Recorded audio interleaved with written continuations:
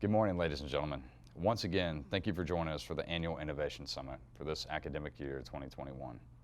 On this episode of Between Two Banners, I'm your host, Major Jared Cooper, and I'm interviewing Captain Valerie Krygier, a student at Expeditionary Warfare School at Marine Corps University. We're going to talk about 21st century recruiting and a book that she's developing to assist recruiters in the modern age. So Captain Krygier, pleasure to have you here today. Thank you. So with that, what sort of issues do we actually face in recruiting today? Well, first, before I answer your question, I should probably describe some of the traditional prospecting methods that we use in recruiting. So you have your area canvassing. Okay. That is, a table set up with maybe a pull-up bar, doing information sessions, career talks, and that's the traditional way that we're going to find the majority of our leads. Then you can do digital communication, which does include social media. It's also text messaging or email blasts. There are telephone canvassing, so you're going to get a list and you're going to be making those phone calls. And then you can have people walk into the office. We don't really plan for that, and we're going to plan for those first three. And like I said, the majority of recruiters are going to put most of their effort into area canvassing. It's easy to target. You have your area of operation, you have your schools that you're assigned to, so it just makes sense. Then I think the majority will go with telephone canvassing. A lot of schools provide lists. You can get lists from a lot of places. And then you're going to use social media. It's kind of a back burner for most of the individuals. The issue comes with the generational gap of how people understand how the generations are using social media. So you and I were considered millennials. We grew up with Facebook as just a means for communicating, liking friends and families' posts, and maybe we even had MySpace. I did. And that's gone now. Whereas Generation Z, or our current military-aged individuals that we're looking for, they're using social media completely different. Sure, they're using it to communicate with their friends and family, but they're also using it to do research. They're following influencers. They might be looking at recipes. They might be looking at which university or school do they want to go to. So it's a very different use for social media. And this generational gap is kind of causing some issues with how we employ one of our three recruiting methods. So that's the issue that I really wanted to address with this book. It's a great point, because typically, like you said, it is kind of on the back burner, and now you're actually advocating bringing it to the forefront, because it spans across the test of time, and especially in the global pandemic environment, obviously it still works out pretty well. So the title of your book, Social Media Prospecting Playbook, with that, who's your target audience, and what are you looking to achieve with it exactly? So my target audience is going to be anyone in recruiting duty. It can be an enlisted recruiter, prior service recruiter, officer selection officer, to include the command team members at a recruiting station. So you're talking your CO, sergeant major, OPSO, XO, up to the district or region level. And it also doesn't matter what their experience is. It could be a first tour recruiter, or it could be a career recruiter. It doesn't matter. This kind of walks you through everything, and it has something for everyone. The second part to your question is, what am I trying to accomplish with this book? Really, I'm trying to change the mindset of the recruiting force right now. First and foremost, recruiters need to understand that social media or the virtual world is a place that people are actually going.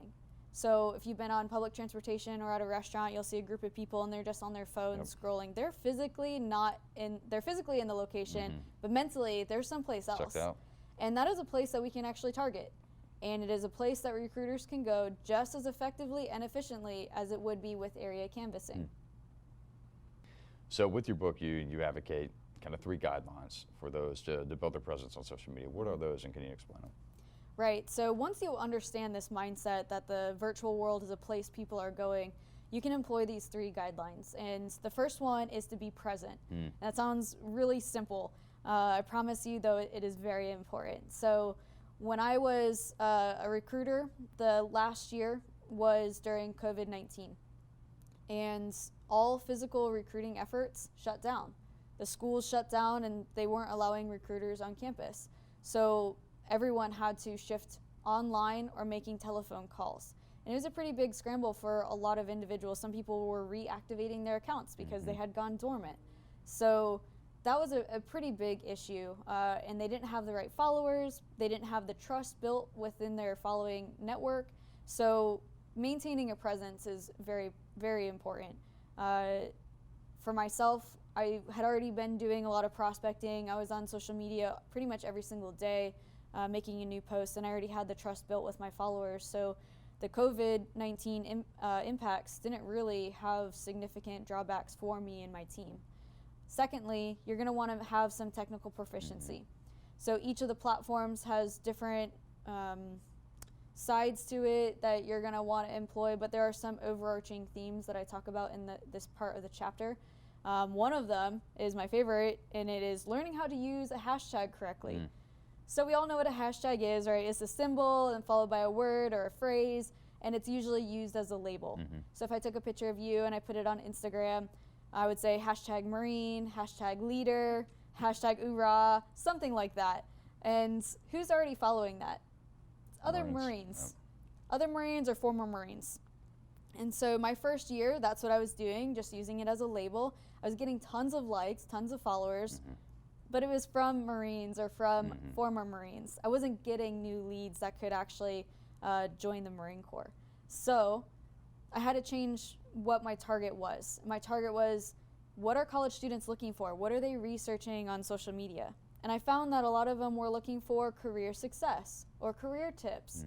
So when I changed to hashtag career success, hashtag leadership, I was starting to get new individuals in from the college campuses that were looking for that. And that's exactly what the Marine Corps can provide.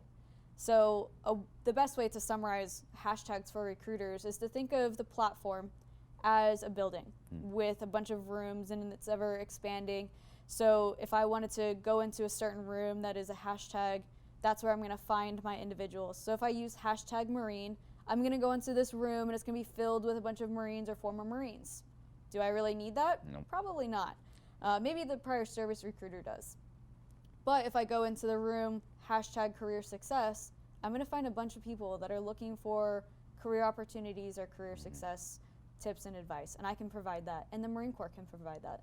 So that's a really big lesson learned that's specific to technical proficiency.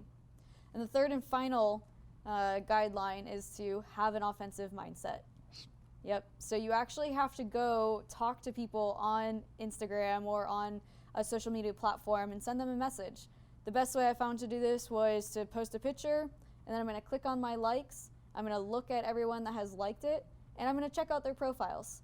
I'm going to see, do they fit in the Marine Corps, and see what's there. Look at their profile picture, look at their little bio. What are they posting about? What are they talking about? And then from there, I'll make my contact with them and generate that lead. It's awesome. Who would have thought, Imagine that. Active engagement, knowing the platforms, and then effectively establishing your presence and trust and rapport. So that's awesome. With that, what sort of challenges when you were implementing your social media strategy or just amongst your time in recruiting, what sort of challenges did you face? So one of the challenges that I face is what I already mentioned, using hashtags correctly. I definitely lost some really good content and potential prospects because I wasn't using that correctly. Some of the other challenges that I faced was not understanding how time-consuming this could be. And so as I was getting into it, I was finding more and more of my time was just sucked up on Instagram, looking for individuals, coming up with creative posts or coming up with the right hashtags. And there's definitely a way to streamline all of that. But my number one piece of advice to recruiters who are using this is to actually plan it out and put it onto your schedule in MCRIS. So this is a prospecting method that you're going to plan for, just like you would do with area canvassing. You're going to block out 30 minutes here and there, maybe an hour. You're going to make your posts. You're going to engage with the influencers that you want to engage with, respond to comments, and then go on the offensive and find new leads. And block out 30 minutes. And once that time's done, put your phone away and go on to the rest of your day and whatever other tasks you have. So I think that's a really important lesson learned. And then another lesson learned is how to actually employ each social media platform correctly. And it sounds pretty basic, but it's really important for recruiters to get this right. So the acronym I use is LIFTS. So you got LinkedIn, Instagram, Facebook, Twitter, and Snapchat, the big five, at least for today's age. And one of the reasons why lifts work so well is because when you go to the gym, you're not going to do curls in the squat rack, right? Just like you're not going to go to Facebook and expect to get a contract. Sounds contradictory though, right? Because Facebook is the most popular one. Everyone's there. So clearly I should be on Facebook and I'll probably get leads from it. It's actually not correct. Facebook should be employed to effectively engage and influence your prospects' network.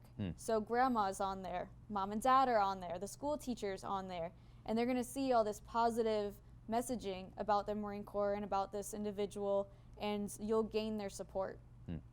If you were in a crunch and maybe mission day is approaching and you need to find a contract or someone that's at least qualified, you're probably going to want to go on Instagram. That is my heavy hitter for finding contracts and generating leads.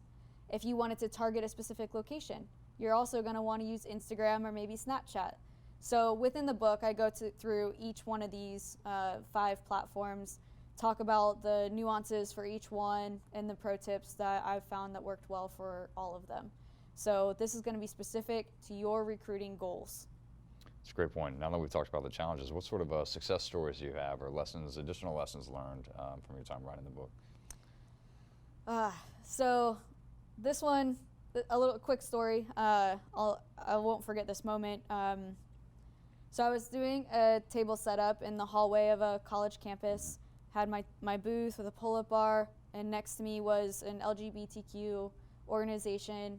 We were chit-chatting. Things were a little slow, and so I was just having a conversation with them. And the individual said to me, he's like, thank you for your service. I really appreciate what you're doing, but I could never join the military because I know I wouldn't be accepted.